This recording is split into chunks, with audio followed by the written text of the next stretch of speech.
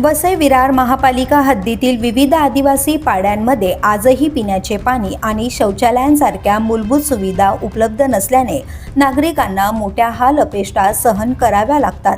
विशेषतः महिला, लहान मुले, वृद्ध आणि दिव्यांग व्यक्तींना शौचालयाअभावी उघड्यावर शौचात जावे लागत असल्याने त्यांच्या आरोग्य, सुरक्षितता आणि सन्मानाचा प्रश्न निर्माण झाला आहे.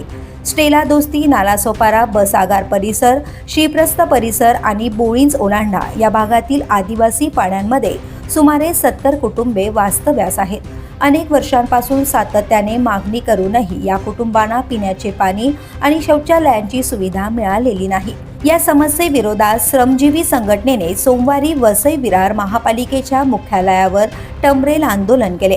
आंदोलकांनी महापालिका प्रशासनावर स्वच्छ भारत अभियान आणि भारतीय संविधानाने दिलेल्या सन्मानाने जगण्याचा अधिकाराकडे दुर्लक्ष केल्याचा आरोप केला.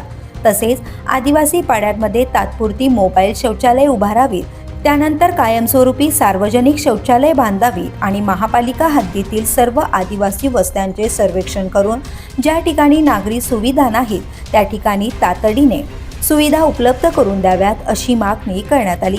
सुमारे 6 ते 7 तास चाललेल्या आंदोलनानंतर महापालिका प्रशासन आणि श्रमजीवी संघटनेच्या पदाधिकाऱ्यांमध्ये चर्चा झाली.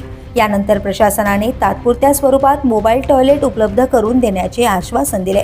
तसेच 1 जुलैपर्यंत वस्त्यांमध्ये नळजोडणी आणि 1 ऑगस्टपर्यंत कायमस्वरूपी सार्वजनिक शौचालय उभारण्यात येतील असे महापालिका प्रशासनाने स्पष्ट केले आहे. द पोलीस न्यूजसाठी श्रीधर चव्हाण, वसई विरार.